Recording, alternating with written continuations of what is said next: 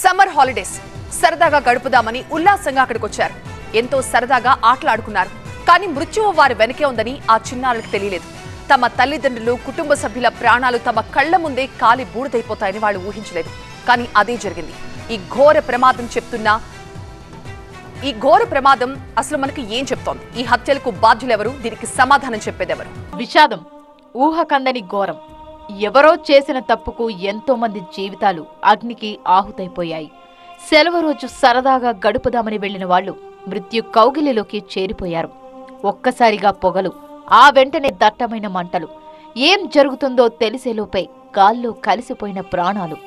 గుజరాత్ రాజ్కోట్లోని స్థానిక TRP game జోన్లో జరిగిన అగ్ని ప్రమాదంలో జరిగింది ఇదే. ఒకరు కాదు, ఇద్దరు కాదు, ఏకంగా 28 మందికి పైగా మంటల్లో చిక్కుకొని ప్రాణాలు కోల్పోయారు. అందులో 12 మంది పిల్లలు. ఊహించుకుంటేనే గుండె తరుక్కుపోతోంది. ఇక అక్కడి పరిస్థితి ఎలా ఉంటుందో చూస్తే ఎవరికైనా కన్నీళ్లాగవు. మంటల ధాటికి మాంసపు ముద్దలుగా మారిపోయిన పసి ప్రాణాలను చూసి తల్లిదండ్రుల గుండెలు బద్దలైపోయాయి. అయ్యో, ఇందుకేనా ఇక్కడికి వచ్చింది అంటూ రోదిస్తున్న వారి ఆర్తనాదాలు మిన్నంటిపోయాయి. చిన్నారులతో పాటు మరో 12 మంది కూడా అగ్నికి ఆహుతయ్యారు. వారిలో కొందరు ఎవరో కూడా తెలియని దయనీయ పరిస్థితి.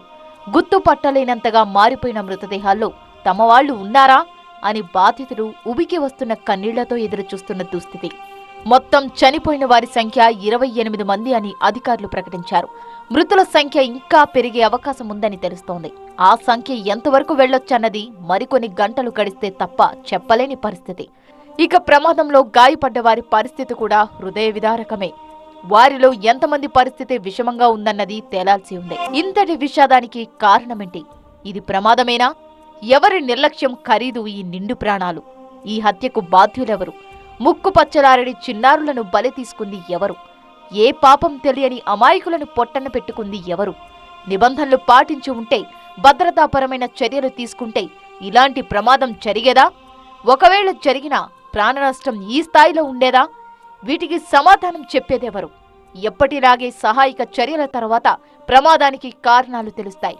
బాధ్యులపై చర్యలు తీసుకుంటామని అధికారులు, పాలకులు ఎప్పుడు చెప్పే మాటలే ఇక్కడి కూడా వినిపిస్తున్నాయి.